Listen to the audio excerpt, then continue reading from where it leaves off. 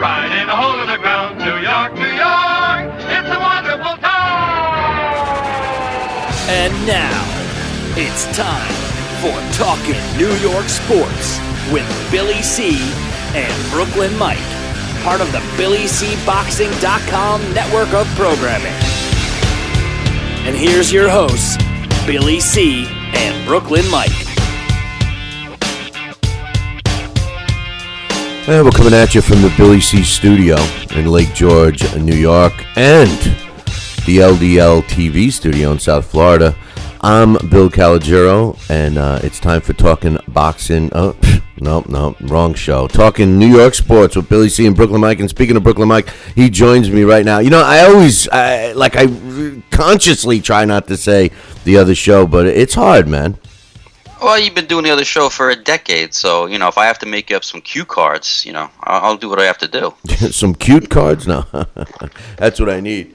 What I need is some cute girls holding up cards. Then I wouldn't even be paying attention. But there you go. I tell you, man. First, we got a lot to talk about. First and foremost, let's talk a little hoops. All right. First, we might as well give some credit where credit's due. Miami Heat and the San Antonio Spurs in a good series, man. I'm loving it. You know, many people. I like the Heat. There's no question about it. They're like a rotisserie team, but it's even 2-2 right now. They play again tomorrow night. And for anybody that took the Spurs lightly, what a big mistake. What's your thoughts on the series so far, and where do you think it's going to go? Well, I mean, I don't think a lot of people took the Spurs lightly. They're a good team. I mean, there was quite a few solid teams in the West. But, you know, I've been saying all along that, it's whoever plays Miami is going to lose to Miami. I mean, LeBron James has proven he's just the best player in the world, and when it's time to elevate his game, you know, that's what he does. I mean, look at last game, Game 4. That's probably his best game of the series because he wasn't playing that well prior to Game 4, you know, considering, you know, his numbers that he's put up in the past. And the series is tied 2-2. It just shows you when it's time for him to elevate the game and time for him to, you know, put the brakes on, say, oh, time out. I'm the best player in the world. This is the defending champions right here. And, you know, we're going to show you why. And he takes over. He makes others around him better players. I mean, look at Dwayne Wade hadn't scored 21 points in a game the whole playoffs, and he scores 32 the other night, and he got Bosch involved, who's been like the missing player out of the Super 3. So if San Antonio wins and they go up 3-2, there is no way I could see them winning one game in Miami. It's going to come down to like last year when Miami played Boston down 3-2, and they had to win 2 in a row, and they did. And I just think all roads go to Miami, and I think they're going to step up, and LeBron is going to get his second ring. You know, it's funny. I agree with you about LeBron, but he had a great game the other night. But like you mentioned, Wade came on, which let's face it, he wasn't the usual Dwayne Wade in the last couple of games, and he looked real good. And Chris Bosh has been taking a lot of heat in the press, and deservingly so. I mean, he's coming up short, man. I mean, it seems like, you know, he's one of our teams, the way some of the balls are hitting off the rim and stuff when he shoots, and they keep feeding it to him. That's the other part that I don't understand. And when the Heat are low, when they're not playing well, I tell you, they're just as flat as any other flat team in the NBA, which surprises me, Mikey, because, you know, I guess when you have the star power Miami Heat does, you don't expect them to have letdown games, but they do, and when they do have a letdown game, it's pretty obvious. Yeah, but, you know, every team has a letdown game. I mean, you can't win every game by double digits, and that's just inevitable. And I think the reason they keep feeding Chris is that, you know, Chris gets open, and LeBron is going to, you know, he's going to pass to the open man. You know, he's not the kind of guy that's just going to hog the ball and shoot all the time like a guy like Kobe Bryant. LeBron gets everybody involved, and, you know, shooters need to shoot, and he's going to pass the ball to Chris, and eventually Chris is going to get out of his funk, which he did the other night. that's the bottom line. And it's just this team, they're always going to find a way to win. Yeah, they're going to have their moments when, like you said, they're not playing that well and they're flat.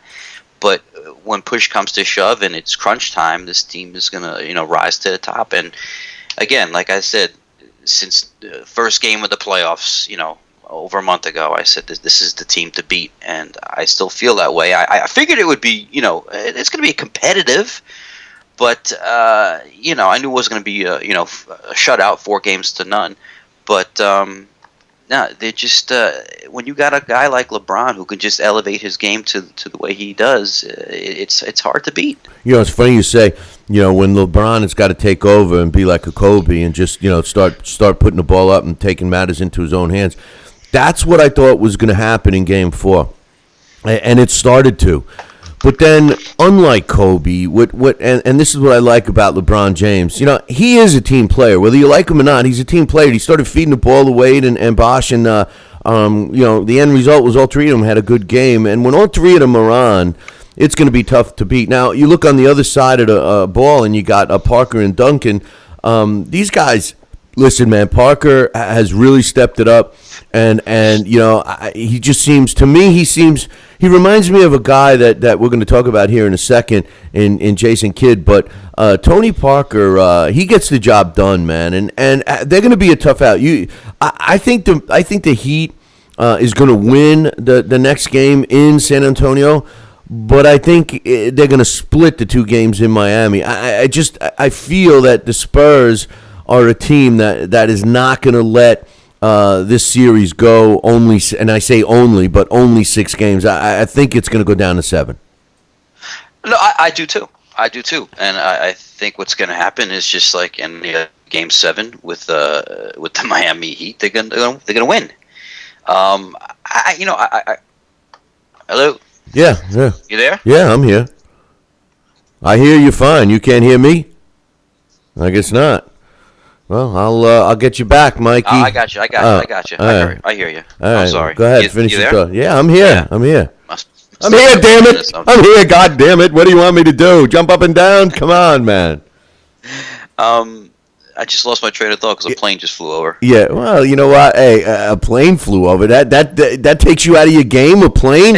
You should try sitting in this studio. No more. Hey, listen. You should try sitting in this studio, having the phone kick out, have crybabies in the chat room, dealing with all the other stuff. You try this, and a plane throws you off your game. Come on, man. Don't make me bring Brooklyn Mikey to the foul line in the heat of the moment, man. And a plane throws you off. Yeah. Come on, man. Come on, you were talking about Tony Parker, and I said that I didn't think that they were going to let it go to 6 games. No, right, and I said I agree with you that it does go to 6, but you said that you think that Miami is going to take this game 6, this game in San Antonio, and go up 3-2, and I just think San Antonio is going to take advantage of that home court game and go up 3-2, and I think they're going to lose the last 2 in Miami. Well, it's funny because my man John from LDL TV, who's working the boards real hard right now in South Florida, we got an enhanced version of this show happening right now, www.ldltv.com. He's a big Heat fan, and he says to me last night that he does not think that the Heat can win 2 games in a row. He says they haven't done it, throughout the series, and he doesn't think that they can do it. So he thinks this is a huge game Sunday for the Heat to at least win. He disagrees that they could win 2 in a row, even in Miami. I disagree with that wholeheartedly, especially when it comes down to when there's a title on the line. They did it last year again against they had to get to the finals, beating Boston, and they were down 3-2, and I believe they won those 2 games in Boston. So, crunch time, I don't put anything past LeBron James. I would be shocked if the Heat don't win this series. Let's move on to some other news. I don't know how much you liked him, but Patrick Ewing, I guess, is signed with the Charlotte Bobcats. What's your thoughts on that? Yeah, you know what? Listen, I'm one guy who thinks that Patrick Ewing should have had a shot at being a head coach by now. But it's going to be nice that he's down here, and I'll get a chance to see Patrick, because nobody goes to Bobcat games down here. So I think it's great, and I hope it's look, he's good friends with Michael. and I'm glad Michael gave him the opportunity, and hopefully, it'll steamroll into a head coaching job one day. Hey, listen, the guy's tremendous. He was a tremendous player for the Knicks, and class act, and I think he deserves a shot. Yeah, well, he never won a championship. That could segue us into Jason Kidd, who never won a championship for the New Jersey Nets. However, you know what I'm saying? Well, here that is a good segue because I heard an interesting opinion the other day, and you mentioned Michael Jordan, in Charlotte. And somebody said, well, Michael Jordan was one of the greatest players, if not the greatest NBA player in the history of the game. Yet that doesn't automatically make him a good GM. He's actually considered the worst in the NBA. And now we just hear that Jason Kidd retires. 2 weeks later, he's announced as the Nets head coach. And this is going to a team that, both you and I have high hopes for. The ownership has been opening up the checkbook. They got a beautiful new arena, all these things. And with the names that you and I talked about on the last show that were possible candidates for the Nets, to get Jason Kidd, the commentary that I heard was like, just because he was a great player, just because he's a future Hall of Famer, and all of a sudden now he's on the other side of the bench, so to speak, it doesn't make him a qualified coach. And you know what, Mike? I agree with that. I love Jason Kidd. Jason Kidd. But the point is that I don't know if they made the right decision. We're a team. The Nets are on a team that's on the verge of being a championship caliber, and this may have set them back a little bit. What's your thoughts?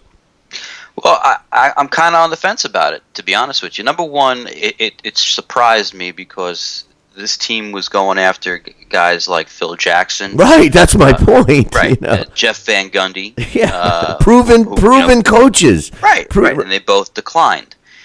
However, is it possible that he 19-year career, probably one of the best point guards of all time, first ballot Hall of Famer? Is it possible he can go in and lay an egg as a head coach? Yeah, it is. But then I look at it the other way. I said, well, what if he goes in and he coaches like Doc Rivers?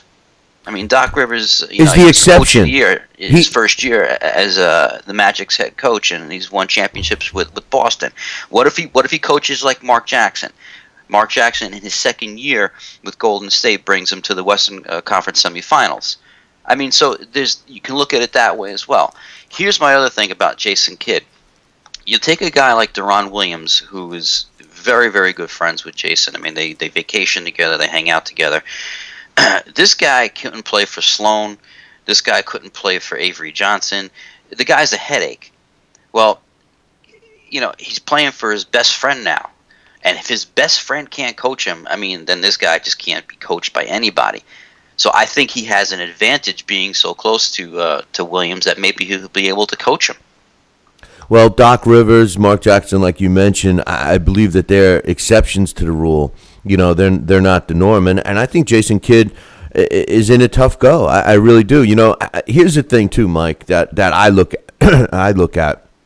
And Doc Rivers and you mentioned Jackson, these are two guys that overcame this in a way. But Jason Kidd just hung up hung up the ball, put the ball down. I was going to say hung up the gloves, but just announced his retirement. I mean, a lot of players announce their retirement, and before the start of the following season, they say, you know what, one more time. Let me go one more year. Jason Kidd didn't even get that out of his system yet, and he's going to go into the other side of the game. And that's a transition. Maybe mentally, Mark Jackson and a Doc Rivers were ready for that coaching change because how their career panned out. Jason Kidd was an important part of the Knicks team this year. He wasn't like he sat the bench the whole year and started getting involved with a coach's mentality. I don't know. I think there's a lot of intangibles going in here. I hope he does well. Listen, don't get me wrong. I'm not, I'm not like you with the Mets and All-Star breaks. I'm not putting the whammy on the guy. I just, like the names you mentioned before, I thought they were going to come out and get a real high-profile coach. When I heard them talking to Van Gundy, I figured he was going to be the one after Jackson turned him down. No, I mean, right. I mean, I was hoping, and then they, talking to Brian Shaw, but you're talking about Kidd and not getting that last year out of coming back. Maybe I'll go one more year. Yeah, he was an important part of the Knicks for the first half of the season. True. And then he just deteriorated. True. I mean, age just caught up with him, and he knew it. So if he knew it and he made the right decision. There's right. no way he's going to come back next year as a player and do well. His wife asked him to do it. His agent said, "Why don't you do it?" But he made the right decision and said, "You know what? No, I'm not going to do it. I want to go out. I don't want to go out like that." So, I mean, kudos to him. I don't think he needed to come back for his 20th season. And as far as coaching, like I said, I feel very strong about that whole thing with him and Williams, that he might be able to coach this guy where other guys have failed. So I think that's a positive. And I mentioned Rivers and I mentioned Jackson. I mean, there's been some failures as well. Like obviously Isaiah Thomas. Mo Cheeks did good. Who? Mo Cheeks. Yeah, Mo Cheeks just got hired again. Yeah. Kevin McHale did okay. Vinny Del Negro. I mean, listen, it's possible. It's very possible. Plus the fact he's going to surround himself with talent. That's my question. Talented head coaches. I mean, and assistant coaches. And I believe that the first guy he reached out to was Lawrence Franks. Well, my former coach. His former coach with the when Nets, he was playing with New Jersey. Yeah. And he was his fill-in coach, if you remember, too. He was like I forget who they fired, and then Franks came in and had a little run there, and then got an extension, and then just fizzled out. But you mentioned the Williams and their relationship, and if the relationship goes sour, could Williams really be a cancer on that team? And then the part two of that question is, do you think Jason Kidd is going to be looking for any personnel changes, without the clipboards, any player personnel changes? You think he's going to be looking for anything specific? What's their needs? Yeah, he's going to be looking for another shooter. That's for sure. Somebody who could score. He has what he has in Brook Lopez. Brook Lopez is never going to be a guy like Bill Russell. But I think he's going to emphasis on defense, and I think he's going to make the players around him better. I mean, Joe Johnson's been very inconsistent last year. They were talking about Joe Johnson and maybe not being around. Maybe Joe Johnson is one of these guys they may move. Yeah, could be. Humphreys as well. I mean, you don't know, but it'd be nice to have an outside shooter on that team. But we'll see. I'm open-minded about it. I'm not I'm not going to put the whammy on it like you say I do with the Mets, but I'm open-minded because he's also very well liked. He was also very well liked as a player, and everywhere if you look at Jason Kidd's record, everywhere he went as a player, the team improved. Yeah, so he's got that for him as well. So listen, it's a wait and see kind of thing. It's just that my point was willing to give it a shot. Yeah, my point was that they were on the verge. I mean, you got a young team, that's looking up, and you bring in a young coach. I buy into it, But you got a team that made the playoffs, that was upset at the outcome of the playoffs, and I do believe that a lot of that was coaching because one of the biggest mistakes I think the Nets do is they fall behind and they immediately abandon an aggressive game and they start trying to sink all these three-pointers to catch up quick. And you know how quickly you can really fall behind when you start focusing on three-pointers. That's one thing that I hope that Jason Kidd brings to this team. I hope he brings some of the calmness that he brought while he was on the court. Agreed. Also, talk about the three-pointers. That's what I'm saying. It'd be nice to have somebody who can shoot. Yeah, but you can't just turn. This is not a 3-point shooting team like the Knicks were. So it'd be nice to pick up a shooter. If you can pick up a shooter, emphasis on defense, I think they'll be right back in the mix. Listen, they had a great year. 49 wins. And let me ask you this question: If someone said to you, "Listen, Jason Kidd or PJ Carlesimo comes back," what do you say? I never had a problem with Carmelo, PJ. I never did. I was shocked that they immediately dismissed him. To tell you the truth, I thought he did a great job. I don't know. Like I said, if the team was a year ago, if it was last year's team, that was still a bunch of question marks. I would prefer to have a question mark coach. I don't know. Like you said, we're gonna have to wait and see. John is John from LDL TV. He threw a low blow in here at Jason Kidd. He says now Jason can beat up on his players instead of his wife. That was a long time ago. Let's I mean, they were actually talking about it. They were talking about that in New York yesterday. So. Anyway, and also, as long as Jason doesn't have to drive the team bus, I mean, we heard it all. Right, exactly. I know, I forgot about that one too. Right, he's got that case pending. Coming up real soon. Yeah, well, they always said, "Oh, he's calm, he's cool, he's collective." Oh, yeah. Have you looked at the arrest blotters lately? But he's calm and cool, collected because he likes to throw a few back now. Right, that's why who cares? But let's talk a little hockey, and before we get into the playoffs, which, man, talk about, you've said this all along about hockey. Neither one of us are big hockey fans, and you said, yeah, except for the playoffs, and what a first game for the championship series that we'll talk about in a second. But the reason why, the one thing I do want to mention about the Islanders, I was a little surprised that they traded Harper to the. I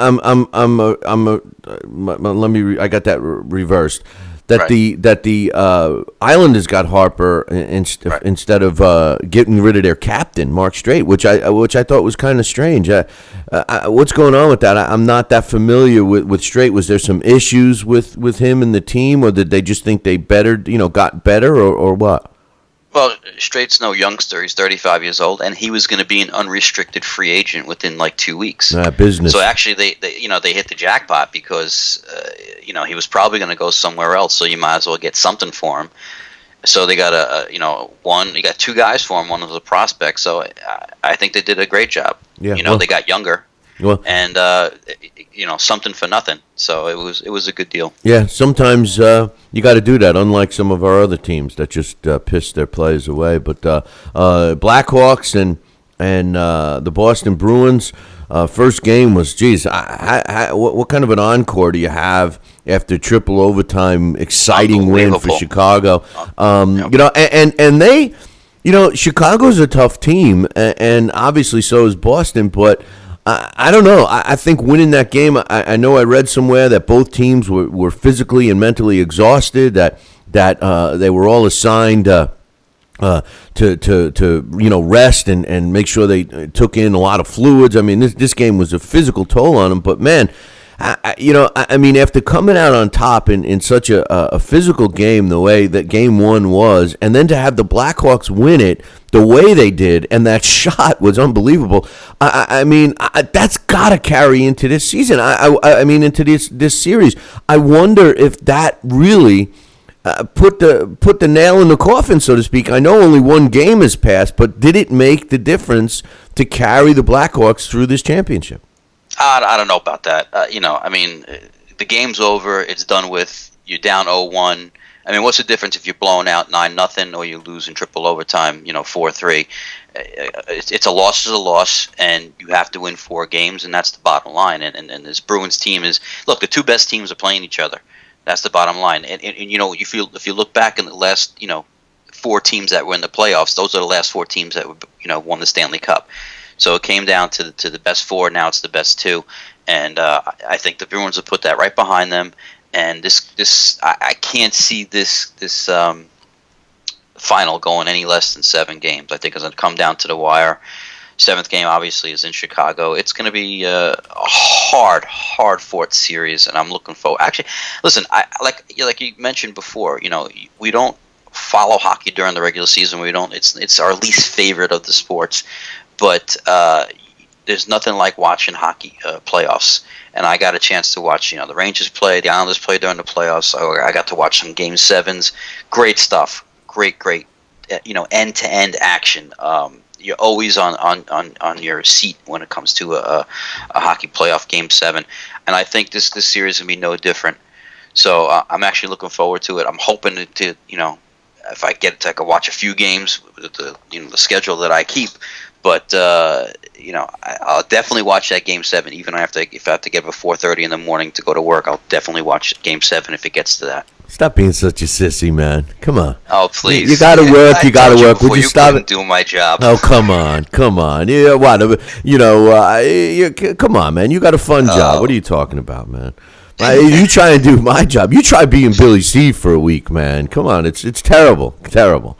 But anyway, I tell you what, this Blackhawks Bruins series. I don't tell anybody, but I actually think I'm becoming a hockey fan over this. It was exciting, and I'm not a big fan. I don't even understand. It's one of the only games that I can watch, I can communicate on it, but I don't know what the hell's going on. In terms of icing and all that. And I've been involved with hockey teams and everything, and I'm just like, yeah, I can talk the talk, but I don't know what the hell the rules are, but anyway, all I know is I get to see some really good fights at hockey games.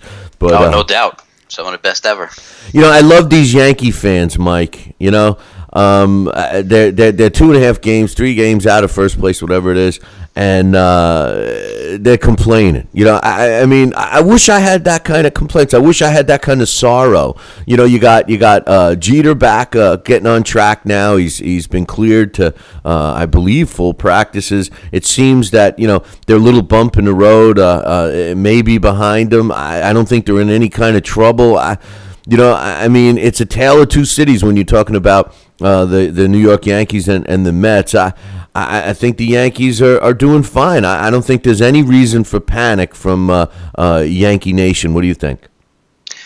No, I don't think there's reason to panic, but I still think they're in trouble. There's a little bit of trouble in Yankeeville. They're not hitting. Do you know that the Mets and the Yankees average the same amount of runs per game? And the Mets are like 14 games under 500, and the Yankees are 7 games over. It all comes down that they still have good pitching, especially the bullpen. And what the Yankees do, which the Mets don't do, is they get timely hitting. And that's why this team is in contention, and they're only 3 games behind Boston. Look, we said all along this is going to be a dogfight to the end between Boston, Baltimore, the Yankees, and the Rays. There's trouble in Yankeeville. They're definitely not the Bronx Bombers. All right, but Mike, you look at the last 10 games, they're 6-4. Last 10 games for the Mets, they're 2-8. I mean, come on. I know, there's no doubt. I mean, yeah, we Yankee fans, if you're gonna say compare us to Met fans, they have nothing to complain about. They've had nothing to complain about for the last 17 years. Listen, the Yankees games, when you watch a Yankee game, it's the 9th inning. The Yankees are up. They're down by 4 runs. And what are you thinking? They got a chance, right? It's the 7th inning. The Mets are up, 6-1, and you're saying, "Oh my God, don't blow it! Please don't blow it." The bullpen is coming in, right? Exactly. I can't take it. The Yankees. Being a Met fan, it's even worse because of the Yankees. I watch all of this. I hear the Yankees fans complaining and woe is me and hearing guys like you're saying, oh, there's trouble in Yankeeville. They're not hitting. Yeah, but they're still 3 games out of first. We're not even halfway through the season. They don't even have their superstars on the roster yet. They have plenty of guys that they're going to turn to. I mean, it's the same thing with the Yankees. You look over in Flushing and you got you got the Bad News Bears, and I bet you the Bad News Bears kicked the crap out of the New York Mets. Neuenhouse, my guy. How embarrassing was it to watch my guy, the guy that I was trying to convince you was worth it to be? I mean, he looked like a complete moron in the outfield the other night, all right? I watched the pitching. I don't know how they managed to save Matt Harvey losing, but he's had not just one. They say, oh, he finally lost his first game in his last game. Yeah, but the other 3 starts were all terrible. How did he get? I want to know how he got out of that one game. I must have turned it off. They must have pulled him too early so he didn't get the loss, because he was getting shellacked by the 4th inning in 3 games ago, 3 of his starts ago, or 2 of his starts ago. Yeah, I mean, but that was a game that the Mets actually scored some runs for him. Other than that, when Matt Harvey pitches, it's 1 run, 2 runs. I mean, that's all the Mets score for him. That's why his ERA is as good as it is. When did they score lots of runs, this team? That one game when they lost like 10-6, they had 6 runs. You could take 3 of Harvey's games and add them together, and the Mets don't score 6 runs. Right. So he didn't get the loss that game. But however, I mean, every time the guy goes out there, you know, 9 times out of 10 it's going to be a pretty solid performance. But the Mets just can't score runs. With they're batting like 199, it's ridiculous. No, listen. I'm not. Please don't get me wrong. You know I love Matt Harvey, and I don't care that the Mets are losing if they had all the young players on, and they're starting to bring them up. You know, but it's terrible. Listen, this is a team, and again I blame the GM here for constantly telling everybody 2014. This is a team that's playing out this season.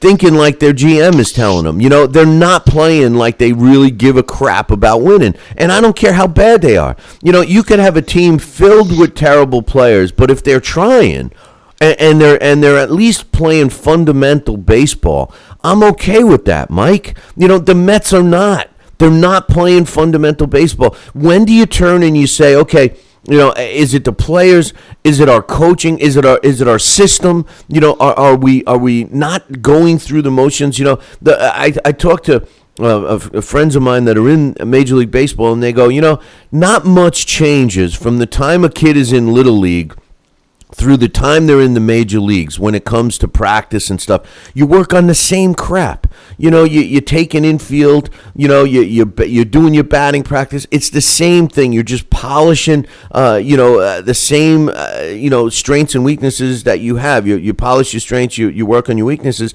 And, you know, I wonder, do the Mets know this? Are they doing this? Because it's pathetic. It's embarrassing. It really is. You talk about fundamentals. Well, how about just plain old lack of talent? They don't have the talent. I don't care if you put the guy on second base and you teach him fundamentals. He still has to make the plays, whether they're routine ground balls or they're balls hit sharply to the left or to the right. You still have to have the talent to do it. And the Mets just lack talent in so many areas, especially the outfield. Well, that's when I kept saying, you go with the young kid, because if you're going to chalk up and accept the loss, why accept it with a proven bad player? Let's just start bringing them all up for a couple of weeks, see what's up. John from LDL TV says, yeah, how about the ownership blowing $600 million on a stadium and having after that, the owners dumped the payroll. He says he makes a statement, which is true. He says a payroll that's less than a handful of guys on the Yankees bench, a total payroll that's less. And it's true. The Mets did dump a lot of payroll. And like you have said in the past, the big question of 2014 is, are they going to open up the checkbook? Do they think that they're all of a sudden going to have this fielding this team that's going to be competitive with the same budget that they're trying to field a team with this year? Because if that's the case, nothing's going to change, Mike. No, and are they going to open up the checkbook? Yeah, they're going to need to. However, what I've heard from Sandy Alderson is that they're not going to go crazy opening up the checkbook. They may pick up a bat here or a bat there, or maybe some more help in the bullpen, which, I mean, basically Alderson has destroyed. There is no bullpen. There hasn't been a bullpen since he's been here. He's tried mixing and matching, and he's always trying to get bargain basement talent, and he has destroyed that bullpen. So the bullpen is a huge thing for us, and that's one of the things that we need to improve immediately. Besides the outfield, but again, you're going to have $50 million coming off the payroll, plus the money that they're going to make from SNY TV.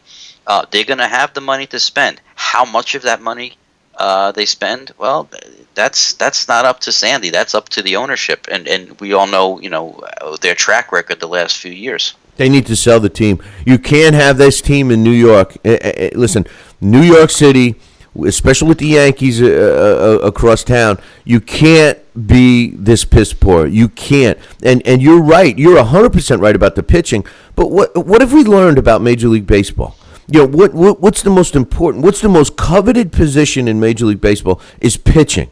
Every single team that wins does it, with the exception of the Yankees, who typically, they didn't get the nickname the Bronx Bombers for nothing. They have pitchers that don't blow it for them, but they have the bats. But typically, every other team has pitching in some way, shape, or form, whether it's a strong bullpen, shaky starters, or vice versa. The Mets don't have anything. And you knew that they weren't going to have anything when they started stockpiling 97-year-old guys.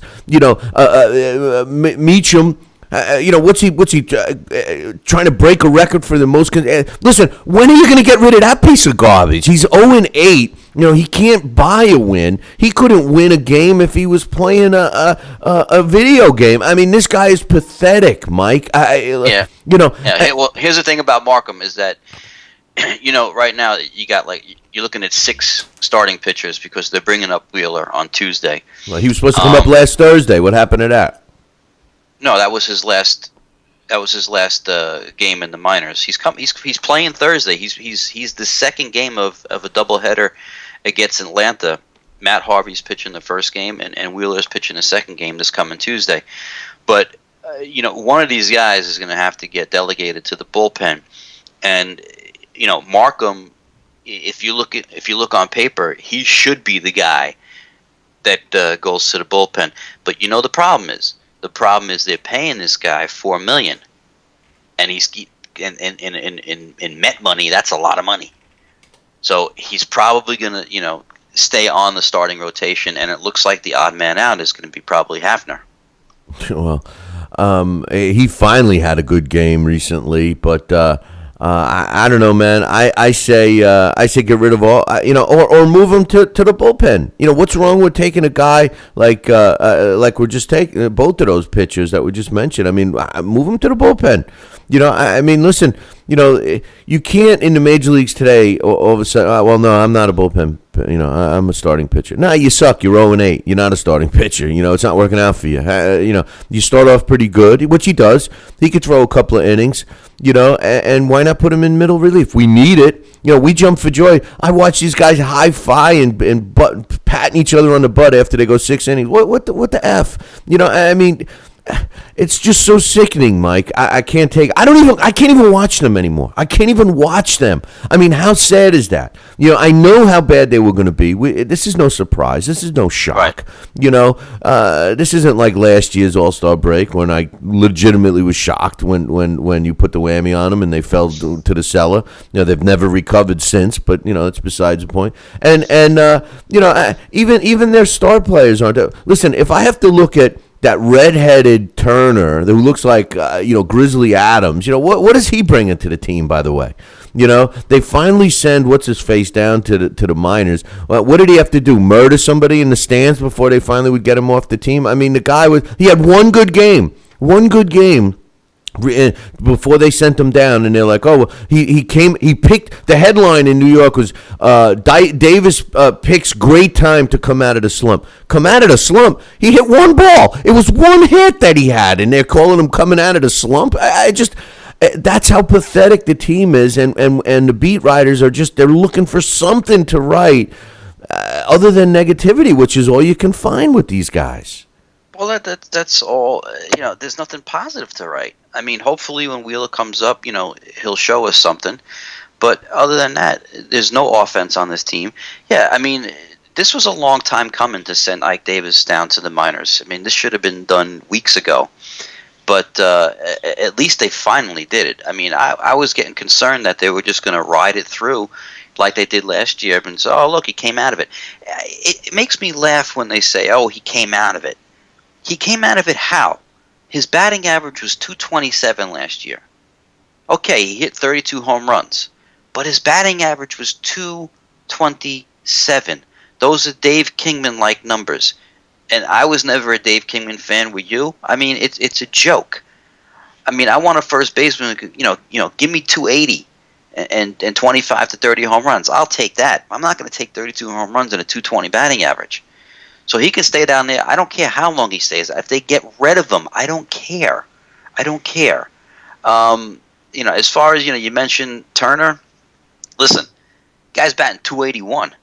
And that's like Joe DiMaggio when you compare him to everybody else in this team. Murphy's around 285, Wright's hovering around 300, and Wright is doing this with absolutely no protection in the lineup. He's got no protection before him or after him.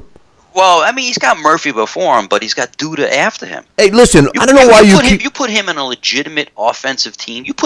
I tell you what, put David Wright on the Cardinals.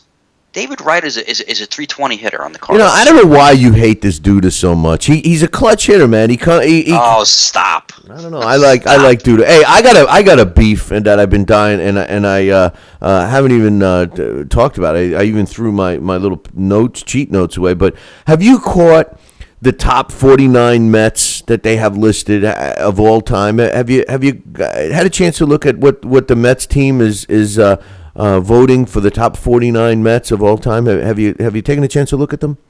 No, but I'll do that right now. All right, let me tell you something. I tell you some players that are missing that I am totally shocked. I mean, some of the players that they have, they have a guy that made the team. He was on the team 1 year. It's a couple of obscure players. Okay, but Pedro Martinez is not there. I'm like, well, where's Pedro? Why isn't Pedro Martinez part of the group? There's several other players on that from the Mets that aren't on that all time. And another guy, Ray Ordonez. You know what? I know that Ray Ordonez left under pretty bad situation, and he ended up going to Tampa Bay and fizzling out. But for the Mets, Ray Ordonez, aside from not being able to hit, but what else is new from our shortstops? Ray Ordonez, aside from Jose Reyes, really was, in my opinion, one of the best shortstops to ever put on a Mets uniform. I watched that guy live many times do things that I didn't think was humanly possible, and they don't mention him on the team.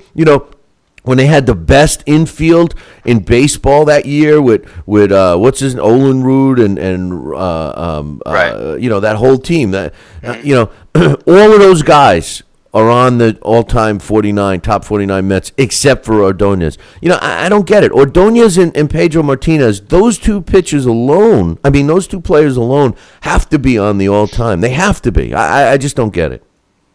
No, I definitely agree with both, especially Pedro Martinez. Yeah, how does he not make the list? What was the criteria to get on? Was it a certain amount of years you had to play? No, absolutely not. They have a guy that was a catcher on. I never even remember him. He played 1 year and as a fill-in. If you go through the list, you'll see some obscure players. Yeah, there's some good ones and there's some justified players, but. There's some guys on the team. Now, I don't know what the criteria. They said the most amazing Mets or something. And for them not to have listen, Pedro Martinez. I know he's only with the Mets 3 years or whatever, but Pedro Martinez was an event. When you went to a game, I remember going to the Mets games with Pedro, and there was a guy that would walk around. I had really good seats at Shea. I sat.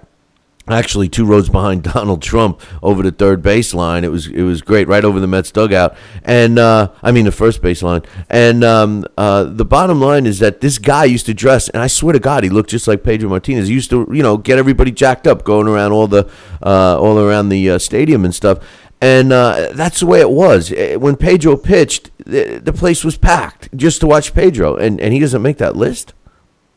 Yeah, no, that's crazy. Anyway, I can go on and on about my discontent with the Mets. As a matter of fact, I'm looking at Marlon Byrd after he whiffs yesterday at a critical point of the game against the Cubs. But wait! But before you go on, okay, I'm looking at the list right now. They have Dave Kingman on that list. I know they do. About Dave Kingman? I know they do. Listen, they have a couple of guys on that list that I've never heard of, and I've been a Mets fan my whole life. Never heard of. I'm just shocked that my two gripes was they left out two of my favorite Mets of all time were Ray Ordonez and of course Pedro Martinez, and they left them out. Now of course Doc is there, of course Seaver's there. Oh, you know who else they didn't put on the list? Nolan Ryan. Nolan Ryan's not on that list. How can Nolan Ryan? I don't care that he wasn't great with the Mets, but he turns out to be one of the greatest pitchers in the history of Major League Baseball, and he doesn't make the top 49 Mets. Give me a friggin' break. Doesn't that tell it all though about the Mets organization? Of course it does. Anyway, of course it does. How about you want to speak about stuff like that. How about did you hear this thing about how they concocted some kind of plan to get David Wright more votes at the All-Star game because Sandoval was leading him by about 100,000 votes? So they contacted somebody in the Met organization contacted CougarLife.com because David Wright was voted like the cutest cub. Not cub like a baseball player. No, I know what you mean. Cougar cub. I got you. He voted the cutest cub in baseball. So somebody in the organization contacts CougarLife.com and tries to get these people, these women, to you got to cast your vote for David. He's behind, and then in the voting, and he's trailing Sandoval, and the All-Star game is going to be at Citi Field. So we want David to be the starting third baseman, and as word of this stupidity, went up the ranks to the top brass, they put the kibosh on it because it is just absolutely another ridiculous thing that somebody in the Met organization came up with. Yeah, well, maybe they need to clean house from top to bottom, bro. You're not kidding. One last thing on baseball, real quick. What's going on with the Dodgers and the Diamondbacks? 8 players and coaches, I guess, got suspended over this fight. Mattingly, there's an example of a guy that everybody thought he would make a great manager. We all were shocked when the Yankees passed him and took Girardi, and then he went and was tutored by obviously one of the best coaches in Major League Baseball, and he's just he's got on paper arguably the best team in baseball, and they're playing like the Mets. What's your thoughts? Well, you just said it. It's on paper, and money doesn't always buy success, and he's had some injuries, but 10 games under 500 is just you can't do that, especially what he was given, and the money they did put into it. It's got to be better than that. I'm not saying he's got to be in first place 10 games over 500, but they're definitely underachieving right now, underperforming. So I'm surprised he's still there. There's already been rumors that he was going to be fired, and I'm surprised it's gone this long. I think they're going to give him to the All-Star break and evaluate then, and possibly let him go. By then, I wouldn't be surprised if the Yankees bring him back. To tell you the truth. Well, we'll see. Let's talk about some things in football. First and foremost, it was a subject that both you and I kind of stayed away from for several reasons. But it was reported last week that the Penn State scandal has neared almost $50 million, costing the college $50 million, 46 and counting, especially now that it's not over. But what's your thoughts on that and the amount of money that this scandal has cost the Penn State College? I'm not surprised. It was probably one of the biggest cover-ups since Watergate. It was, and it was in my eyes worse because it was it was children involved. So I don't think there's enough punishment that you can hand down to to justify what happened in Penn State. And I hate to say this, but I wish Paterno was alive just so he can go through all this, because what he did was just as reprehensible as what Sandusky did by turning a cheek. Hey! Don't mention cheek in this subject. Yeah, well, except bad choice of words. I know. How about a blind eye? Right. Yeah. To what Sandusky did, just because he put his football program above the welfare of these children. So I kind of wish he was still around so he can go through all this nonsense and backlash and pain that these victims have gone through. So no, I'm not surprised, and the number is going to keep on counting and adding up. And the one good thing about it is that that predator is in jail and he'll never see the light of day. And hopefully, we can learn from this and never see it again. That's the only thing you could take out of this, is that avoid this happening ever again. Yeah, no, you're right. On my Talking Boxing show, I mentioned Pac-Man a lot, and we refer to Pac-Man as Manny Pacquiao. His nickname is Pac-Man, but in the NFL, there's another Pac-Man, and it's Pac-Man Jones. But Pac-Man Jones, unlike the Pac-Man in boxing, Manny Pacquiao has always got his nose clean, and he's always doing good things.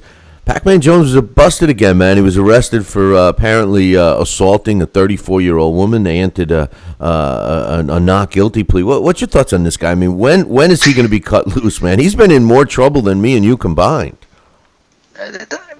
Bro, he's a clown. The guy's a clown, and it's unbelievable that he's only 29 years old. I mean, I feel like this has been going on for 20 years. Yeah, you're right. I'm shocked that you just said that. I didn't think he was that young. I thought he was in his 30s at least.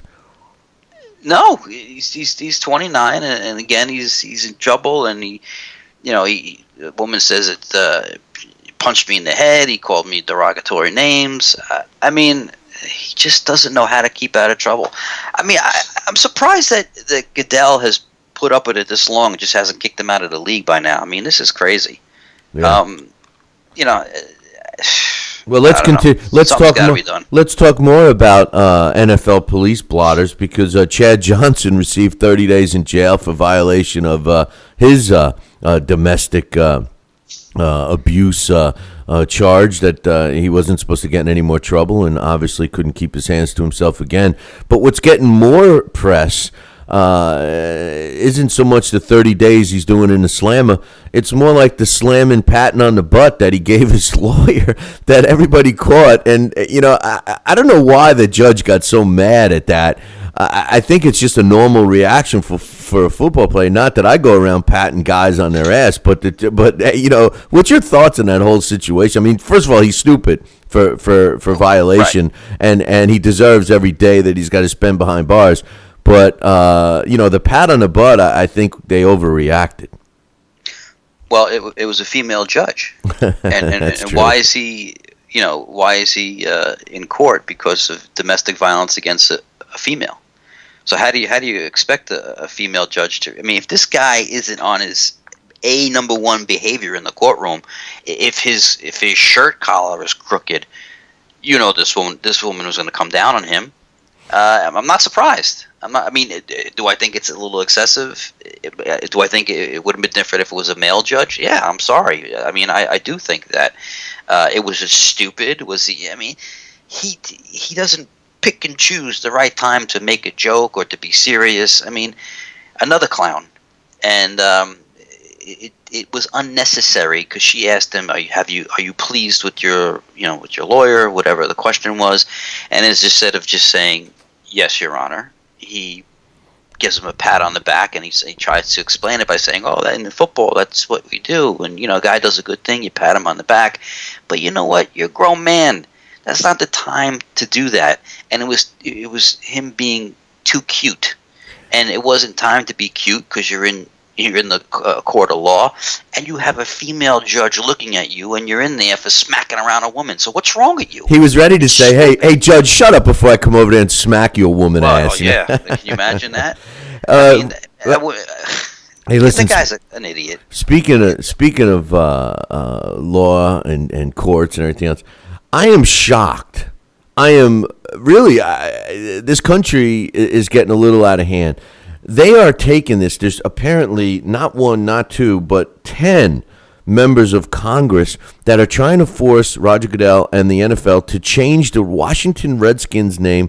And when they announced this several months ago, I laughed at it. I said, come on, man.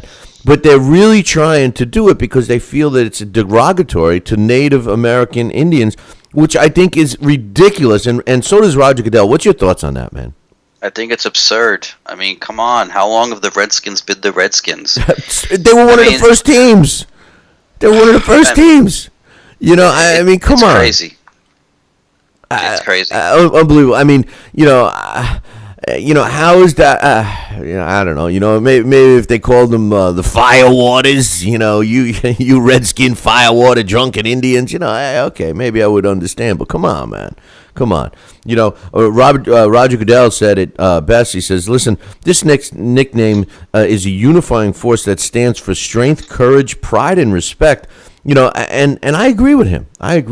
But speaking of Goodell, he's I guess they're going to be ruling on this concussion issue soon. That's such a tough thing to do, I think, Mike. How can you really blame the NFL for being negligent with these injuries? It's something that you learn over time, and you can look in the history of the sport of football, pro football, or any level, and see that when it first started, they didn't even use helmets. We went from that to leather helmets to helmets that didn't have face masks to face masks. We've changed the rules. We try to protect all these players, and now you got a lawsuit involved. I think it's ridiculous. Well, it's a risk that you take when you play this sport, and you don't go into being an NFL player blind. You know that these guys retire, that most of them are half crippled or they have some kind of damage, neurological or whatever the case may be. Yeah, do I think it's excessive? Yeah, I do. But again, it's the risk that you take. And they don't twist your arm to be an NFL player. You could do something else. Right. Do I think that the NFL should take care of their players after they retire? Yeah, most definitely, because they give them their blood, sweat, and tears on that field, and they should have great retirement packages. And let's not forget that their contracts aren't guaranteed. So you get hurt, and you can't play anymore. That's it. You're done. They don't. I mean. It's a tough business, and it's not like baseball contracts where you get hurt and you're still going to get your money. Yeah, you could sign a $10 million deal in baseball and trip over the desk after you sign it and break your leg and never play again and get every penny. You could sign a $10 million deal in football, get $1 million of it, then they cut you and you don't make a penny after that.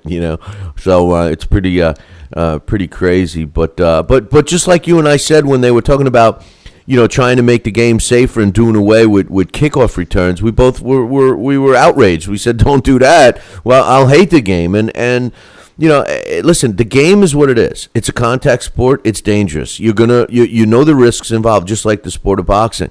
They get compensated for it. You hope they get compensated for it with their contracts and everything else. And that's that. You choose, just like you said. No, this isn't another country where you're born and say, guess what? You're playing linebacker. You're going to be a football player. It's not it. It's a choice. And most young men, who play professional sports, and I'm not, obviously discrediting young women, but we're talking about NFL football here. Their dream is to play NFL football. From the time that they can throw that first football to their father or whoever, their dream is to win a Super Bowl. I mean, we all know, we've been there. So I think it's ludicrous that you got some of these people that most likely aren't even sports fans that try to condemn it and make it illegal.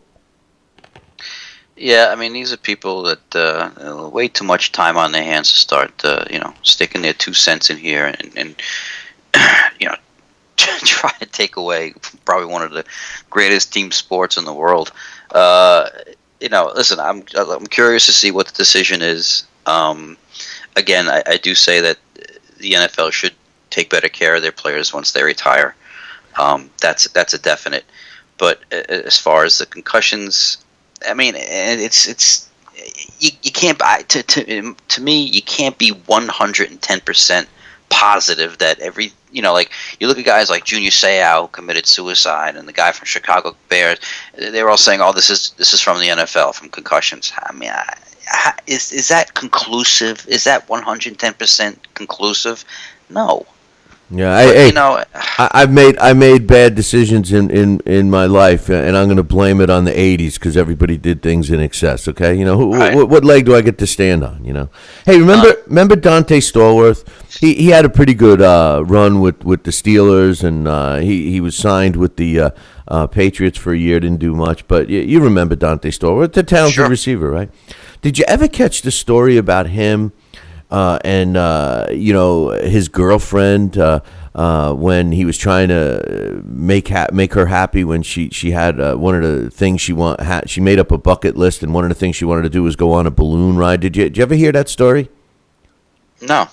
The guy, Dante Stallworth, and it's pretty serious. It's kind of funny, but it's serious. He wanted to surprise his girlfriend, which incidentally he's not with anymore. And one of the things she had on her list, her bucket list, was she wanted to go in a nice, tranquil balloon ride. So it was her birthday, and he wanted to surprise her. So he hires a balloon, and they go up in this balloon ride, and they were having a great time. And as they were coming in for a landing, the balloon crashes into the power lines, electrocutes. He says that it felt like those cartoons when you see them go against the power lines and you get that whole, lightning through your body type of thing.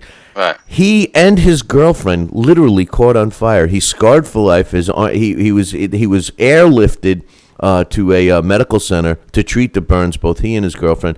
Half his ass is gone because he said literally my ass was burning. There were flames coming out of my ass. He says and he's laughing. No, he was laughing. He says I've played football my whole career.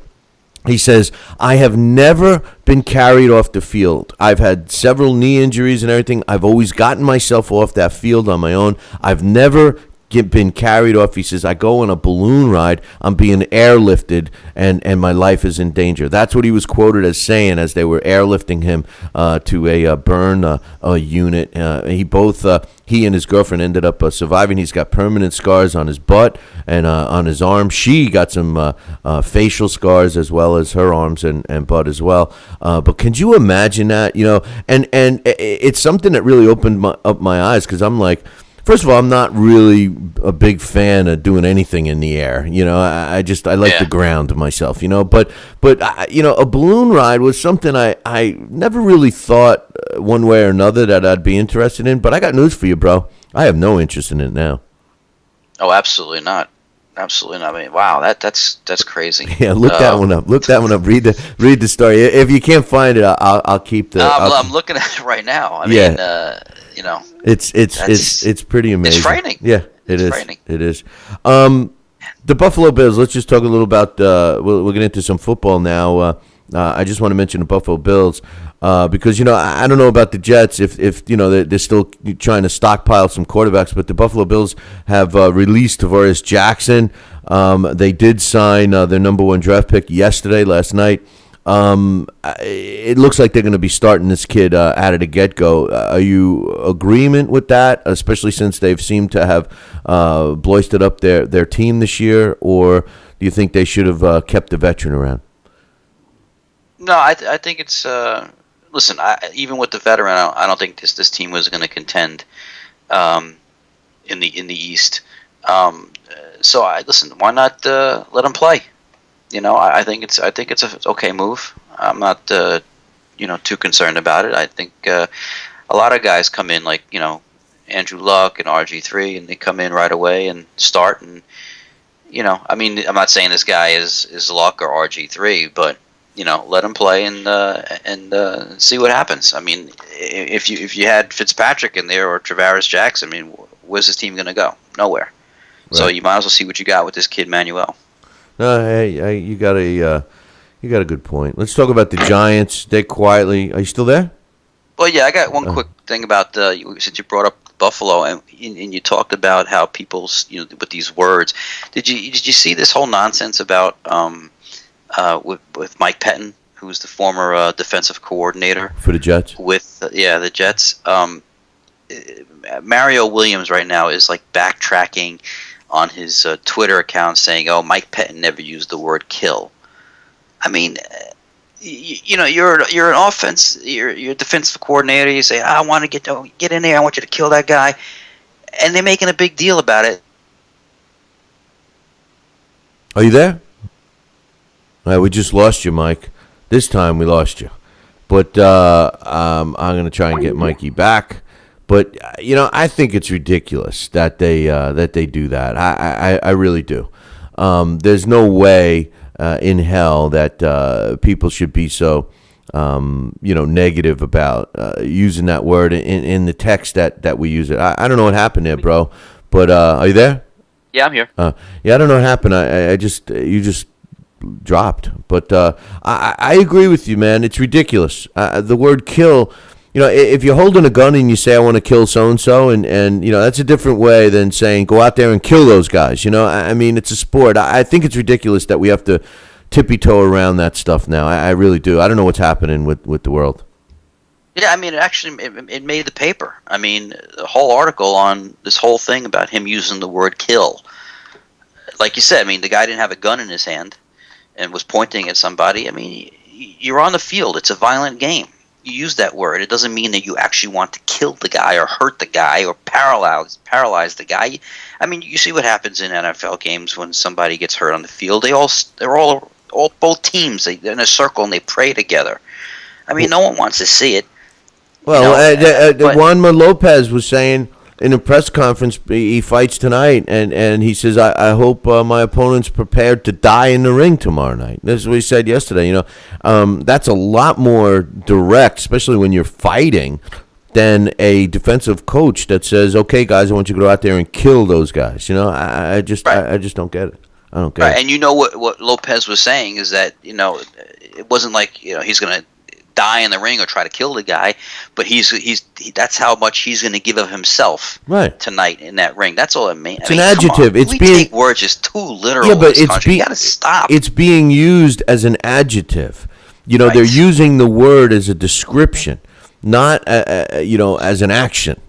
So I don't know, man, but it's pretty crazy. A couple of things, in the Giant world, New York Giants, they kill me because they're just so solid and professional throughout. But apparently, Hakeem Nicks, who was pissed off about his deal, he's at minicamp. They just signed, which I don't understand about Victor Cruz. He ended up taking the minimum $2.87 million as they're working out a deal. He's trying to get $10 million a year. What's the deal with these two moves? Well, Knicks was all about the money, as was Cruz. But Knicks finally came into camp.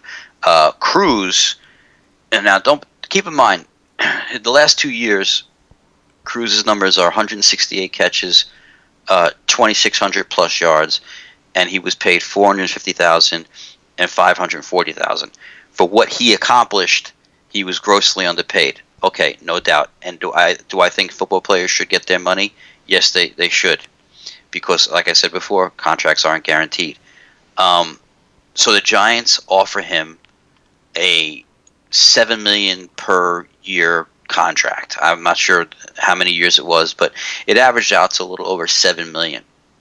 Okay, don't forget he made $450 and $540 his previous 2 years. So from that they jumped to $7-point-something million. He rejects that contract.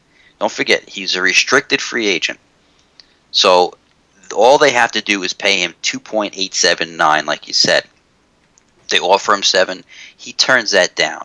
He wants 12, 13, 10, 11. He wants that kind of money. Number one, you're a slot receiver, and that's not what the market value is. Okay, you're not Mike Wallace. You're not going to get Mike Wallace money. You got probably one of the best slot receivers in football, which is Wes Welker. He's making about $6 million a year. So he had to sign this $2.87 million, because if he didn't sign it by Monday, the Giants were allowed to drop that offer to $630,000. So his hands are tied. He had to sign it. Is he still going to try and work out a long-term deal? Yeah. Does he have to report to minicamp now? Yes, because he signed. So we'll see where this goes. Right now, they're expecting him to report, but again, we'll see. To me, take the $7 million. I mean, it's more than quadrupling your money. And keep in mind what happened to Steve Smith. I'm not talking about Steve Smith of the Panthers in Carolina. I'm talking about the Steve Smith that was on the Giants. Right. He held out. He wanted more money. He goes to Philadelphia, gets injured, and he lost all that money because of injury. Your career could be ended anytime. I can't stand NFL. I can't stand these players that make it about themselves, because you see, it's not boxing. it's not bass fishing. It's a team. You need the rest of the guys around you. I'm not a big fan of Eli Manning. I mean, I liked him in college, but I like the guy. But he's a giant. I'm not a big fan of what's his name from the Patriots. But these two guys, arguably, the top quarterbacks in obviously Brady is regarded as one of the best in the league, and so is Eli. And what do? The first thing they do is they go to the brass and they say, listen, and these are guys that got, more money than they'll ever be able to spend. And they said, listen, I want to rework my contract to free up money so you can retain these guys, because they know without these pieces of the puzzle, they can't be themselves. And then as soon as they do that, which I applaud, then those other pieces of the puzzle, they make it difficult. I don't get it. I mean, we went through this whole crap with Revis. We're looking at Revis right now. And you know what? As bad as the Jets are, I am praying, and I hate to say what I'm about to say, but I'm praying that Revis does not become the same Revis. I'm hoping that this injury with him, knocks him down a peg, because the stuff that's coming out of Tampa right now, out of his mouth, and he's not 100%. He's not even returned to practice 100% yet, and he's still saying he's going to be the best cornerback in the league. I know he's got to think like that, but man, sometimes it can't be about you. It's a team, man. No, agreed. But keep in mind that when Brady and guys say, I want to redo my contract, they're not losing any money. It's just the money is just coming later on or after they retire. I understand. They're still getting all their money. I understand, but they're making it. They're at least conscious of what they need to do to win now. Their concern is winning. And these other guys, I'm not so sure the concern is the same. Their concern is money. But well, I mean, in Cruz's situation, I have no sympathy for him, because number one, the $2.87 million that he's guaranteed to get is 5 times as much as he made last year. 5 times. Now, if someone turned to you and said, "Hey, Billy C, we want to give you 5 times what you made last year," you'd be doing cartwheels out your window. Well, right? 5 times what I made last year is about $50. So I mean, yeah. But still, you'd be doing cartwheels. This guy. Plus they offered him 7 point whatever million a year for multi years, and that wasn't enough. See, the other thing about players that play in New York is that Cruz could make twice that salary in commercials and sponsorships and stuff in New York. I mean, so I mean, they pissed that away. I mean, look at Revis.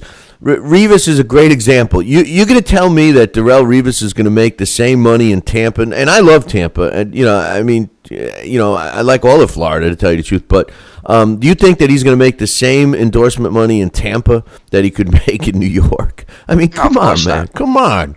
Of course not. But he wanted to go with the team that would pay him $16 million a year, which was Tampa. However, keep in mind that he has no guaranteed money on that contract. Good. So if he can't come back and they drop him, he's done. He's done. Well, let's talk about Tebow mania.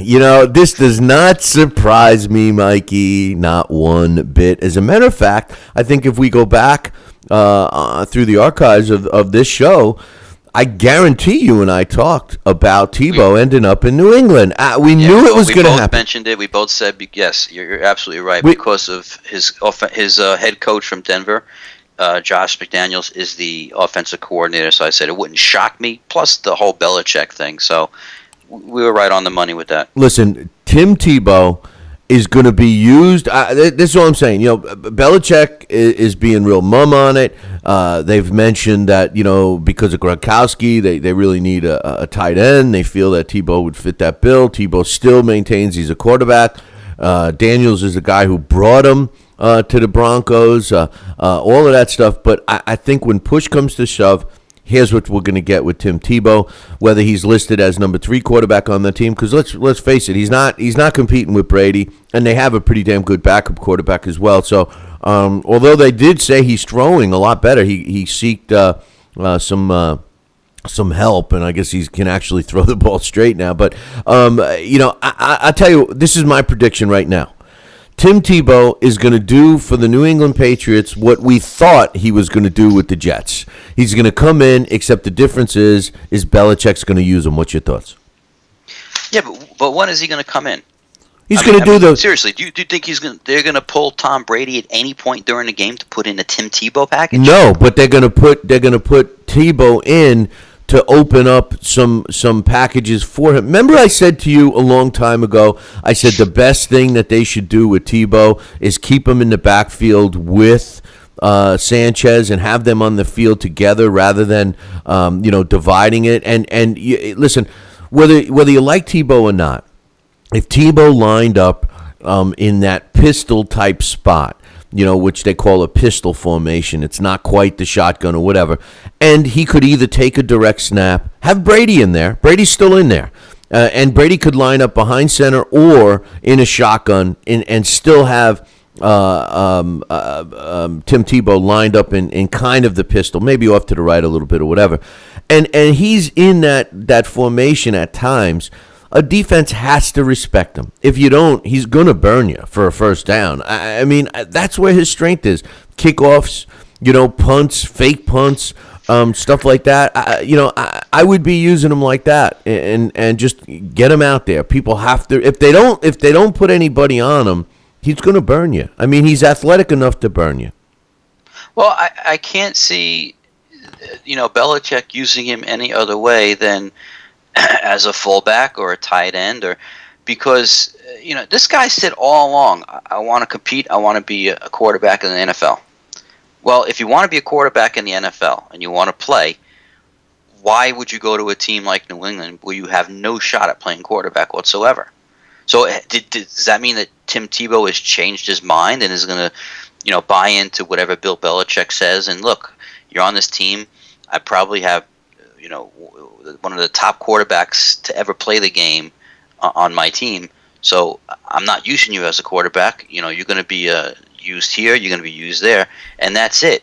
And you either buy into it or you don't buy into it. Now, to me, Tim Tebow has to change his way of thinking. Maybe he has. I don't know. Keep in mind also that Tim Tebow hasn't even made the team yet. I mean, he's signed, but it doesn't mean he's going to be on the 45-man roster come opening game. So we don't even know if he's going to be on this team. I think this was a more of a Robert Kraft move than a Bill Belichick move, to be honest with you. I've heard reports that I've seen Kraft quoted as saying that he likes, how spiritual Tim Tebow is, and he thinks he'll be good for the locker room. But he divides as far as his talent goes, as far as being a quarterback. He divides locker rooms. No. He divides Jet locker rooms because the Jet locker rooms make it into a circus, and they bring him in, and here comes a backup quarterback being flown in on a private jet, and you got 300 media people, and this, and is it Mark Sanchez? Is it Tim? It's a Jet circus. Was there a circus in New England? No, because that's an organization that knows how to run an organization. The Jets are a circus. You're not going to get that in New England, especially with Bill Belichick. Because Bill Belichick is a head coach. Rex Ryan is a clown.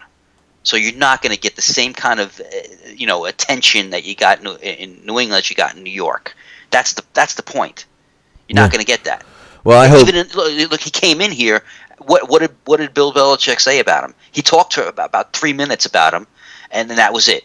And he goes, I think I've said all I need to say about it. Hey, Next question. Exactly. He said, I'm not talking about Tebow, man. He's trying out for the team. There's no guarantee he's going to make this team. That's it. That's my whole point. Is that it's a different atmosphere. So he's not going to create a circus. Tim Tebow's not going to cause this. Tim Tebow's not going to cause that. The Jets let that happen. How much? You can't come to practice. You can't because you can't see what we're doing here because when we unleash this Tim Tebow offense, what are you talking about? Well, you remember when the Jets barred the media from practice? I mean, come on, it's a joke. How much of this Tebow move for the Patriots is slamming it up the Jets? You know what? I think very little. And until I see him make the team, and until I see Bill Belichick get something out of him where the Jets didn't know how to get anything out of him. Until I see that, I mean, do I feel that Belichick hopes he can get something out of it and stick it to the Jets? Yeah, I feel there's a piece of him that does hope that and would love to see that. Do I feel that's the reason why Tim Tebow was in New England? No, I told you. I think it was a Kraft move and not a Belichick move. Let's talk a little about the Jets if we have to. This quarterback controversy is, there's a new one, and the latest about the two guys competing for the starting job is that Sanchez has not invited what's his name to the Geno Smith. I know. I was just saying what's his name because he's not a starter yet, but Geno Smith to his yearly little thing in California. He kept saying no comment, and the New York press read that as he wasn't invited, that they have a problem. What's your thoughts? As far as this whole controversy,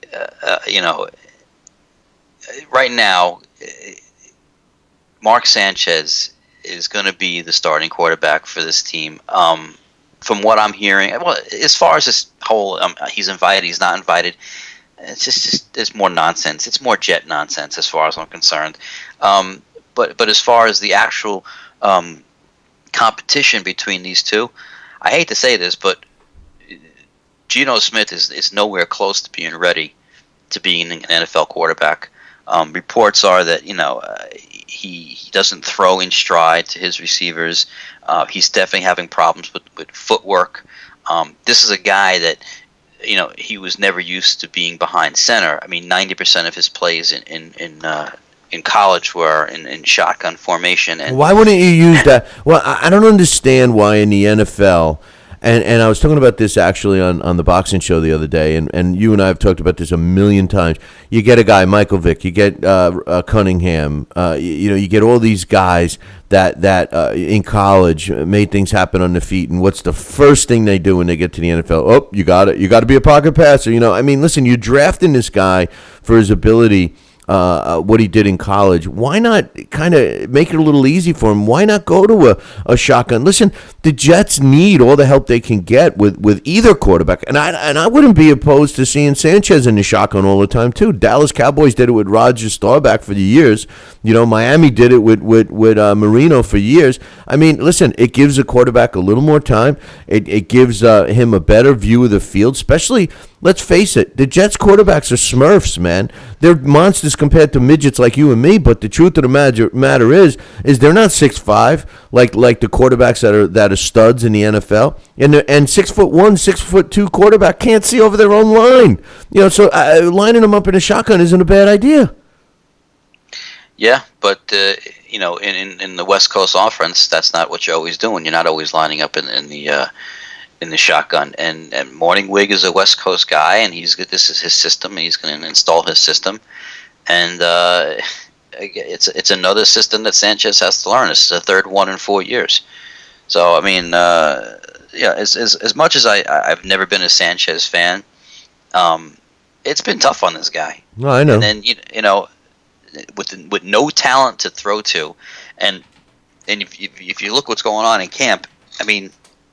Rex Ryan was talking about how upset he was about his wide receivers. I mean, they're not even catching the ball in the OTAs. But they don't have any. They why are they not signing Braylon Edwards? They just signed Kellen Winslow Jr., which I think was a good move.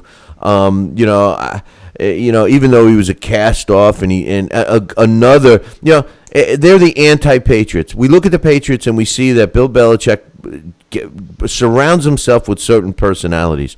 The Jets do too, except the difference is most of the Jets are all ex-cons and or future cons, and Kellen Winslow had lots of trouble off the field, had some injuries on the field, had some troubles on the field. Never was like his father, and they sign him. Why they're not signed? Braylon Edwards should be signed already, Mike. I don't get it. I don't understand. This is a guy that was really the most productive, I thought, the most productive, and I don't even mean by statistics, I just mean by presence on that team. And I don't get it. I don't understand what it is. Nobody else has interest in him. Sign the freaking guy. I mean, if you're right and Sanchez is the guy, the only guy that Sanchez could complete passes to was Braylon Edwards. I don't understand why they don't bring him. I just don't get it. I really don't. And McGahee just was released. I'm not so sure the Jets shouldn't get him in camp, and take a look at McGahee. He ripped the Jets apart every time he played the Jets. I loved him in college. He played for Miami. He didn't fare well with a couple of teams, but maybe for the Jets he does okay. I mean, what's your thoughts on both those issues? Well, I would definitely pick up a guy like McGahee, especially since with all the trouble that Mike Goodson is having. I mean, this is a guy that this is what makes me scratch my head about the Jets. And you got John Idzik, brand new GM, comes in, and you figure he would do his due diligence when he's about to sign a guy, and you tell me you didn't know about Goodson's past with 6 kids, 3 different wives. He's got 3 paternity suits. He's been in trouble with the law before, and now again as a New York Jet. Yeah, but wait a minute. They're saying that wasn't him just because the cop pulled him over and he was unconscious, all stoned out of his mind in the passenger seat. That there was another guy in the car too that owned all the weapons and drugs and everything. So they're not gonna make him do that until that case goes before the jury. So the bottom line is if he's shown to be not guilty, they cut a deal, then he gets nothing. As far as some of those other issues. Some of that past child support, apparently, according to Goodson, is not true. That but the sad thing is that according to Rex Ryan, he praises every one of his players, but he says that Goodson, the worst part about it is the guy is extremely talented. He does very well at practice, and he's the best of the running backs right now. Well, I think from what I've seen over the years, I think Ivory's going to come out and be the number 1 back on the Jets. But you just said it before. You said he was in the car stoned out of his mind. So okay, so the gun wasn't his, the drugs weren't his. He was still in a car, passed out in the middle of a street in New Jersey. Come on, how stupid! Come on. I mean, that's something that I'll admit. One time that happened to me, but I was like 22 years old, and I pulled over. He's 25 or whatever he is, but you know what? Yeah, but he's making $1 million. Player making millions. Right, you can't do that. And like you've always said, the NFL has the plan. All they got to do is pick up the phone. I know you said you'd be using it to go grocery shopping and taking the dog for the walk, but I mean, the bottom line is it's stupidity. I don't get it, and listen, the Mets are done. The Mets are done. They're at least in their season. It's not halfway through yet, but we could all agree that the Mets are done. But geez, you look at the Jets. We're not even technically, they're not. They didn't even start their spring training yet, so to speak, or whatever they call it, summer camps or whatever, for real. And they're done. I mean, there's already problems with the team. Half the team is saying they want Geno Smith as the quarterback. Half the team says that they feel that Sanchez is a great guy. They love him, but he's not a leader. You look at Sanchez sometimes and you think that he might feel the same way, that maybe he doesn't want to be the starter. They've alienated the name synonymous with the New York Jets as Joe Namath. He's been last week or the week before when it was his birthday. He made the circuit, and it was very much publicized how much not only does Rex Ryan not appreciate Joe Namath, but the ownership either. And listen, there's one thing that's sacred with all New York Jet fans, and I don't care if they're a 5-year-old Jet fan right now or a 105-year-old Jet fan. Joe Namath is untouchable. You can't say anything about Joe Namath, and you can't. You know, I mean, the man is a god when it comes to New York football. And what does Rex do? He says, he's not the coach. I don't care about his opinions. You know, what does Woody Johnson do? Well, you know, we respect him, but he's not part of the team anymore. You know, I mean, you don't do that. How do you alienate Joe Namath from the New York Jets organization? I think it's ridiculous. It is, but again, it just follows suit for what the Jets do, and they make headlines for the wrong reason, and just another headline. It's another negative headline, and that's just what they do.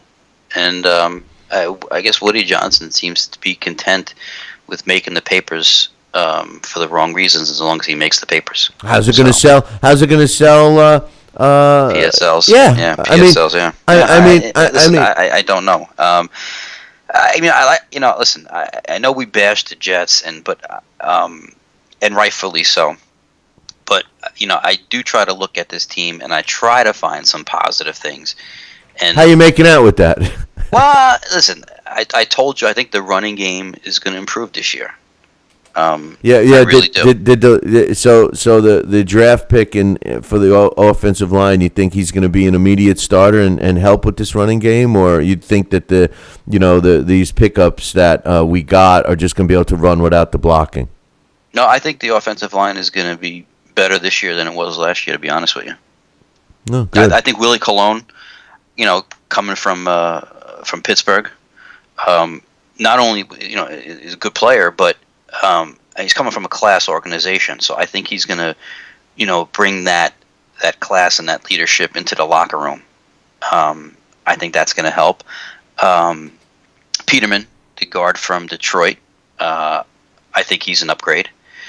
They are very high on the kid that they drafted, Winters. Yeah, they say that I don't know if he's going to make an immediate impact. They say he was a steal. A lot of experts say that kid was a steal of the draft, but didn't he go to Kent State or something? No, Penn State, you said? No, Kent. Oh, Kent. Yeah, he did go to Kent State. Yeah, but you know what? He went to a small school. Yeah, also. small. Okay, so how do you don't know? I mean, he might be turn out to be pretty good. Yeah, but I think there's definite improvement in the offensive line, and I think there's definite improvement in the running game, which should help either quarterback, whoever that quarterback is. However, that being said, before you get on me, yes, you still need to get a guy like Braylon Edwards. You still need to get guys that you could throw to who could catch the ball. Exactly. And here's the other thing. The Jets, or all of a sudden, the positive stuff coming out of camp right now is that they got studs on defense. And it's the same crap we hear from Rex Ryan all the time. Oh, our defense is going to be phenomenal. Our line is one of the best. And I'm saying to myself, why are you doing this, you stupid effing idiot? You've ruined Darrelle Revis by bragging about this guy. Bill Belichick. Never, even about Tom Brady, he doesn't turn around and say, this was the greatest quarterback ever. He just doesn't do it. You're dealing with egos as it is. Don't fan the fire, man. And he's got two young defensive linemen that were just seemingly coming into their own last year.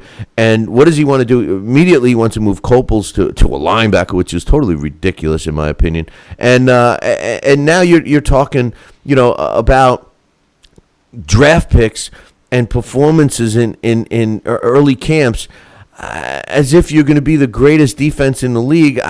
We don't need that, man. That's only going to be negativity, Mike. No, they're not going to be the greatest defense in the league. However, as much as I say as a head coach, he's a clown, and he's definitely not Bill Belichick. And you can see the obvious difference between Bill Belichick as the head coach and Rex Ryan wants to be everybody's buddy. However, that being said, in his 4 years here, the Jets' defense has never been ranked any lower than 8. So it's either been 8 or better, and that's pretty damn good. So he there's no doubt about it. He is a very, very good defensive coach, and I think this year, they need to improve the run defense, and I'm hoping with this kid that they drafted. Richardson, I hope he could step up right away, make an impact. I think Wilkinson should have a good year. He started really coming on last year.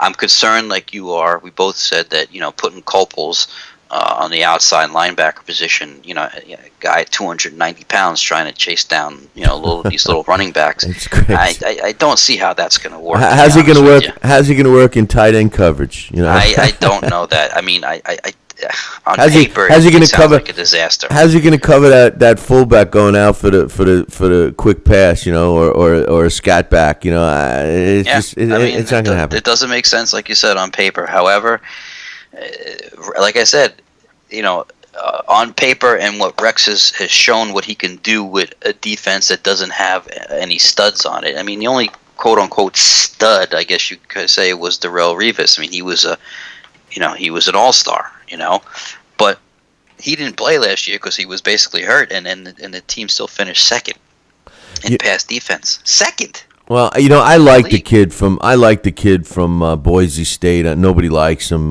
He started in his place last year. I like him. The new kid, I guess, is doing pretty well, even though he's not 100%. Well, you like the new kid because he's an Alabama guy. Well, I love all Alabama players. And by the way, did you catch that Nick Saban, everybody was, I can't believe it. He's making $6 million a year. It's outrageous. He's overpriced. And Alabama released that he brought in $60 million for that program, and he's got the choice of every best high school football player in the nation that want to go. And the experts are not only predicting them for winning another championship. They said they may not lose a game, that there's only one game on the schedule that they may not win in double digits. So there you go. One last thing I wanted to mention, Mike, again, I want to jump back to Joe Namath, and he made an interesting point about Rex Ryan last week, is he said, and somebody asked him point blank about Rex Ryan, his coaching ability, and of course he gave Buddy Ryan all the accolades. He loved Buddy Ryan. And Buddy Ryan loved Joe Willie, that's for sure. But he said, from what I see, he says, you look through the history of the sport of football, and there has never been a successful buddy coach that made it and won a Super Bowl. He says all of the great great coaches, and Don Shula was one of the guys that people always misunderstand. Same thing with the guy from the 49ers, what's his name? Walsh. Walsh and Seifert. Both Bill Walsh and Seifert and Don Shula. The misconception of those three guys is that they were friendly, player-friendly coaches, and that's completely the opposite. Don Shula was one of the meanest, nastiest coaches, Joe Namath said, and he says you can't be successful in the NFL if you're a buddy, and Rex Ryan has proven that, man, and that's something that I agree with. And the problem is, and you look at Mangini, who Mangenius. I mean, the guy built the team that they handed. And I'll admit, I was one of the guys that wanted to see him go, but the problem I think Mangini had was that he wasn't willing to pay his dues like Bill Belichick did to gain the respect of the players. Remember, when Mangini was the head coach of the Jets, he was younger than half of his team. And you can't go in there and rule with an iron fist and demand respect from today's athlete without having anything to prove. Bill Parcells, Bill Belichick, etc., they can do that because they got the rings to prove it, and the players respect them. I think that was Mangini's only problem, and him moving to the 49ers as an offensive consultant, I think, is going to help that team and brings them instantly to be a favorite for the Super Bowl, in my opinion. Are you still there? Geez, we lost Mikey again, and we're just wrapping it up. I'll try and get Mike back on the phone here, but and that's a case I think that has been proven in at least the sport of football, where a kick in the ass coach is a winner. Sorry about that. Did you probably heard me or no? I heard you perfectly clear. Yeah. I heard everything you said about Mangini, and I agreed with you, but you didn't hear me. Yeah, no, it's weird. Anyway, we're going to wrap it up, Mike, and I just wanted to give our usual... you have any final thoughts before I do what happened on this day? Is there anything you want to... Yeah, actually, I do have a final thought. We didn't bring it up, but I'm hoping that we can... this whole biogenics thing with A-Rod and Braun and everybody, I'm hoping every single name comes out, and all these players get what they deserve, and we can finally put this thing to rest, because I'm really tired of it. It's just ridiculous with this steroid stuff, and I'm so not shocked about A-Rod. I mean, if people were surprised to hear about him, after his press conference in 2009 with the Yankees, that he got caught again, or information. I mean, come on, it's A-Rod. I mean, did you really believe him was sincere? But what's going to happen? What's going to happen? That? Like you and I had talked about this, and I guess you proved me wrong, or said I was wrong. Does the Yankees benefit out of this in any way, shape, or form No.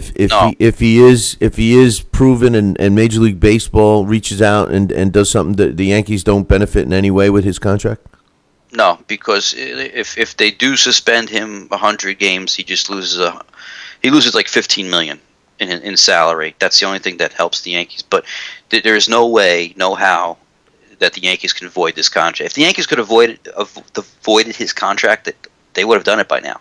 They can't. He's down in Tampa. He's practicing and he's throwing. He's hitting off the tee. I mean, the guy, he wants to come back because he doesn't want to leave $114 million on the table. I mean, the only way the Yankees benefit is that if he's physically unable to come back from this second hip injury, that he has to retire, and then the insurance will kick in, and I think the insurance pays like 80% of the total salary owed to him. I see. So it is what it is. I mean, like, look, we how many times have we said who has the greatest contracts in the world? Major League Baseball players. No doubt. Not bottom line. Well, basketball's not too bad either. I mean, you got these guys sitting on a bench making $10 million in NBA. True, but there's also a cap in basketball. There's no cap. There's no cap in baseball. So, right. Yeah. Well.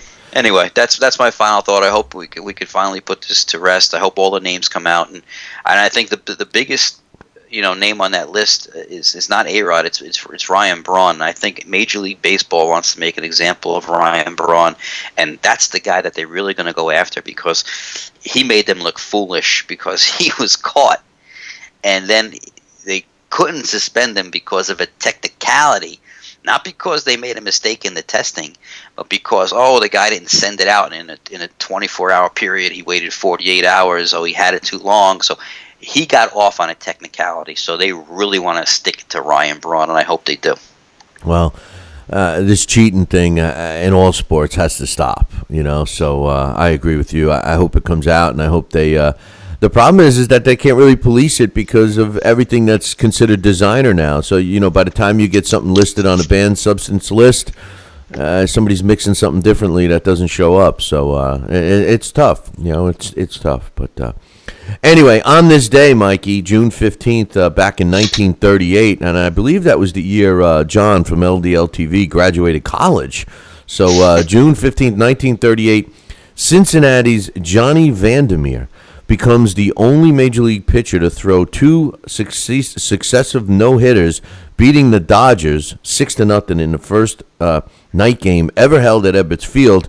And he had won his previous start June 11th with a 3-0 win over the Boston Braves. So that's what took place on this day in 1938. On this day, June 15th in 1977, very sad thing happened to our Mets, ending a very public squabble between the franchise, who is known as Tom Seaver, and the franchise, known as the New York Mets.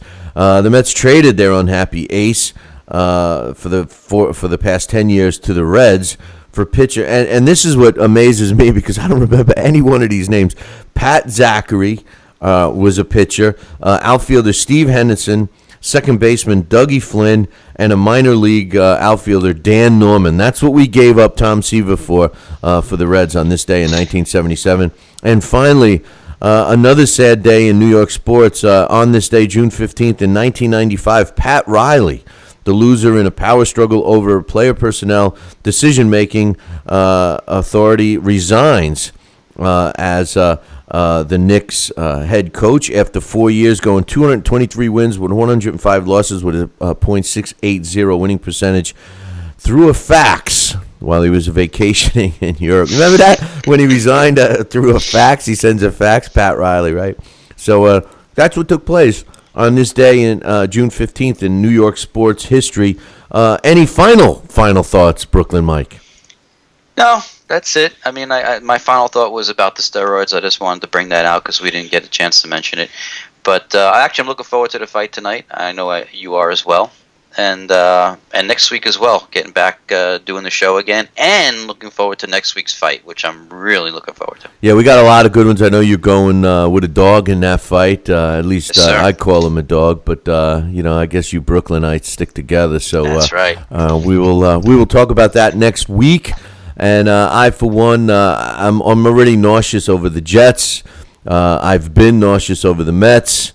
I'm not knowing what to think about Jason Kidd and the Nets. So with all of that, I think I'm going to take a handful of Tums and try and feel a little better today. So we'll see what happens. But Mikey, it's tough being a New York sports fan nowadays, isn't it? At least on easy. At least our side.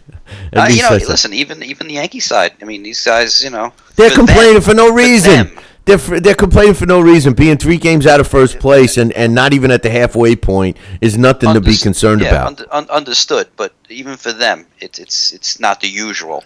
Right now, if we were winning 6 games out of 10, we wouldn't be in the position we are. No, we're winning 2 games out of 10, Mike. Big difference. Right. Big difference. Oh, of course. Mikey, great job, great show. I look forward to next week, my man. All right, brother. Me too. All right. Until then, we'll talk to you next time. Ciao, baby.